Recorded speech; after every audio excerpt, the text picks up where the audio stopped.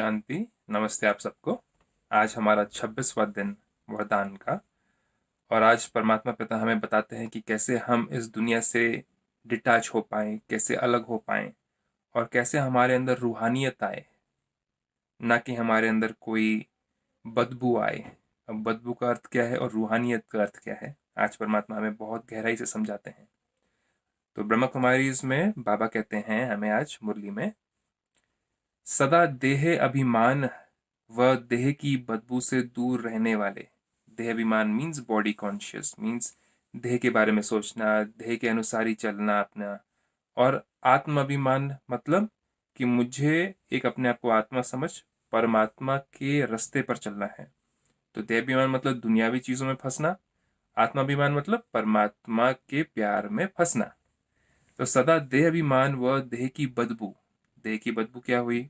बदबू मतलब बदबू नहीं, देह की बदबू मतलब कि जैसे कि लोभ करना, अहंकार करना, ईर्ष्या करना, या मुझे ही सब कुछ मिले, सेल्फिशनेस कहते हैं जिसको, स्वार्थ होना, ये सब बदबू है।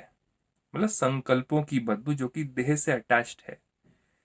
सो सदा देहाभिमान व देह की बदबू से दूर रहने वाले इंद्रप्रस्थ निवासी भवा। इंद्रप्रस्थ मतलब, इंद्र मतलब परमात्मा, उनके प्रस्थ, उनके रहने के स्थान को कहते हैं इंद्रप्रस्थ, जहाँ पे वो रहते हैं। तो विस्तार में जाते हैं।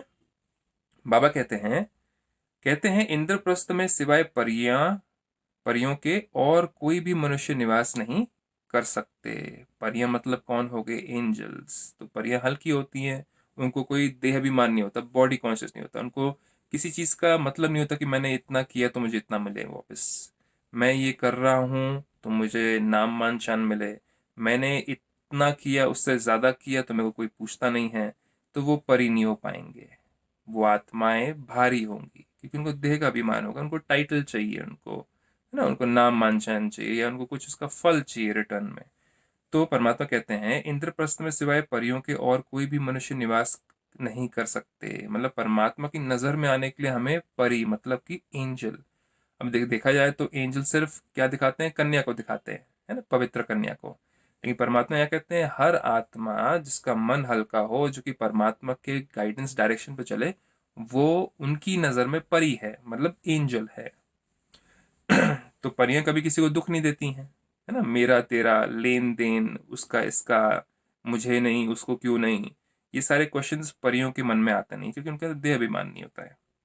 आगे बढ़ते हैं। मनुष्य अर्थात जो अपने को आत्मा ना समझ देह समझते हैं। तो मनुष्य मतलब बोलते हैं ना हम, I am just a human being, मैं तो एक मनुष्य हूँ, मेरे से गलतियां होती हैं, मेरे अंदर अहंकार भी है, लोभ भी है, मुझे चाहिए चाहिए चाहिए, है ना, देने की जगह क्या, और दो और दो, मुझे और दो और चाहिए। तो मनुष्य अर्थात जो अपने को आत्मा ना समझ देह समझते हैं, उनको क्या आएगा? देह का अभिमान। तो देह अभिमान और देह की पुरानी दुनिया। पुरानी दुनिया में क्या क्या आता है? सारी चीजें जो कि हम आंखों से देखते हैं, सुनते हैं, है ना। तो मुझे ये चाहिए, मुझे और चाहिए, है ना। छोटी सी बात समझ लिया जाए, जैसे खाना भी खाते हैं तो एक नियमित तरीके से खाना, नहीं तो कहना कि मुझे और खाना है और खाना है, ये भी खाऊं वो भी खाऊं। तो खाने के मामले में हो गया लोभ, हो गया, है ना। धन के मामले में भी लोभ होता है। एक घर हो गया, मुझे 10 घर चाहिए, 3 घर चाहिए, और एक गाड़ी हो गई, मुझे 3 4 गाड़ियां और चाहिए। तो ये सब कुछ क्या हो गया? ये देह अभिमान में आ जाता है, और देह की दुनिया आ जाती है सारी, है ना। तो देह अभिमान और देह की दुनिया दोनों इंटर रिलेटेड है, कनेक्टेड है सारे। तो देह अभिमान और देह की पुरानी दुनिया। पुरानी दुनिया क्यों कहा है बाबा ने? बाबा कहते हैं कि ये कलयुग है, कलयुग में सारी चीजें पुरानी हो गई हैं, जो आज नया है कल वो पुराना हो जाता है, ज्यादा लंबे समय तक कोई चीज रहती नहीं है। इसी कारण क्या होता है? आत्मा को दुख होता है ना। कुछ नया खरीदा वो खराब हो गया जल्दी से। देखा जाए तो हर चीज हम आजकल क्या कहते हैं कि फटाफट कोई चीज खरीदी, वो आज लंबे समय तक रहती नहीं है। तो हमें वारंटी मिलती है, गारंटी मिलना बंद हो चुका है। तो देह की पुरानी दुनिया में किसी चीज के साथ में अगर हम अटैचमेंट रखेंगे तो वो सारी चीजें क्या होंगी? हमें दुख देंगी। तो पुराने संबंधों से सदा ऊपर उड़ते रहते हैं। तो देह अभिमान और देह की पुरानी दुनिया, पुराने संबंधों, है ना, जो कि हमारे पुराने संबंध थे, पुरानी आदतें थी, जो कि हमारी नेचर अच्छी नहीं थी, हमारे संस्कार अच्छे नहीं थे उनके साथ में रहते हुए।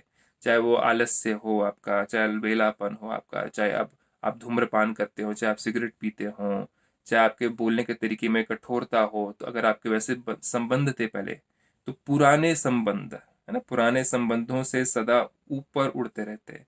तो जो आत्माएं देह अभिमान में नहीं होती, जो परियों जैसे होते हैं, उनका क्या होता है, उनके पुराने संबंध, उनकी पुरानी दुनिया से कुछ नाता नहीं होता है।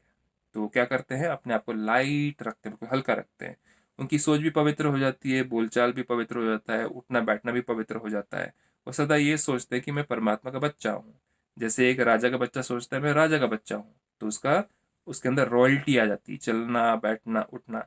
उसी तरीके से अगर हम सोचे मैं परमात्मा का बच्चा हूँ, तो मेरे बोल कैसे होंगे, मेरी सोच कैसे होगी, मेरे कर्म कैसे होंगे, मैं इस शरीर जो कि मुझे भगवान ने दिया है उसका कैसे मैं राइट इस्तेमाल करूँ, है ना। और मुझे कर्मों का क्या रहेगा, हमेशा फिक्र रहेगा कि मैं एक बुरे कर्म तो नहीं कर रहा हूँ, कहीं मैं देह अभिमान में तो नहीं आ गया हूँ, मैं आत्मा अभिमानी हूँ कि मैं देह अभिमानी हूँ, है ना। तो जरा भी मनुष्यपन की बदबू ना हो। तो परमात्मा कहते हैं जैसे कि मैं एक आत्मा हूँ, परम आत्मा, सुप्रीम सोल, सुप्रीम स्पिरिट, है ना। तो मैं सदा ही सोल कॉन्शियस, मैं आत्माभिमान में रहता हूँ, मुझे किसी चीज का अभिमान नहीं है, ना मेरे पास में घर है, ना बंगला है, ना धन है, ना गाड़ी है, तो मुझे किसी चीज का अहंकार नहीं है। तुम भी इस दुनिया में आए हो, एक्टर्स हो, कुछ समय के लिए आए हो, इन सारी चीजों को इस्तेमाल करने के लिए आए हो, इनको अपना मान लेना और उसका अभिमान रखना, ये गलत बात है। तो देही अभिमान, जरा भी मनुष्यपन की बदबू ना हो, ये बदबुएं ना हो, देही अभिमानी स्थिति में रहो। मतलब कि इन चीजों से न्यारा प्यारा, मैं सिर्फ इनको इस्तेमाल कर रहा हूँ, ये मेरे को डिफाइन नहीं करते कि मैं कौन हूँ, मेरी कितनी क्वालिफिकेशन है, मैं कितना बड़ा हूँ इंसान, कि मेरी पोस्ट पोजीशन क्या है, मैं अमीर हूँ कि गरीब हूँ। ये चीजें होने से मैं डिफाइन नहीं होता हूँ, बल्कि मेरे अंदर परमात्मा के गुण कितने हैं, क्वालिटीज कितनी हैं, शक्तियां कितनी हैं, वो डिफाइन करता है कि मैं कितना अमीर हूँ और मैं कितना गरीब हूँ। तो ज्ञान और देही अभिमानी स्थिति में रहो, इसका मतलब ये हुआ, ज्ञान और योग के पंख मजबूत हों। ज्ञान मतलब जो ये डिवाइन नॉलेज परमात्मा देते हैं, वो हम हर दिन लें। और योग मतलब उनसे हम कनेक्शन रखें, मेडिटेट करें उनके ऊपर। इसके पंख, क्योंकि क्या होता है, एंजल के क्या होते हैं, पंख होते हैं दो। तो एक पंख हो गया ज्ञान का और एक पंख हो गया योग का। अगर एक भी कनेक्शन टूटा तो मतलब क्या हुआ, हमारा एक पंख टूट गया, हम हल्के महसूस नहीं करेंगे, हम दिन भर भारी महसूस करेंगे। तो ज्ञान भी चाहिए और साथ में मेडिटेशन भी चाहिए परमात्मा के साथ में। तो ये कहाँ मिलता है, ये आपको ब्रह्म कुमारी इसमें मिलता है, जहाँ पर आप आकर के फ्री में कोर्स कर सकते हैं और समझ सकते हैं कि ज्ञान क्या है और योग मतलब याद, याद मतलब मेडिटेशन क्या है। देही अभिमानी स्थिति में रहो, ज्ञान और योग के पंख मजबूत हों, तब कहेंगे इंद्रप्रस्थ निवासी।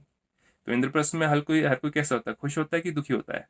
परियां तो खुश होती है ना, आपस में खेल पाल करती रहती हैं।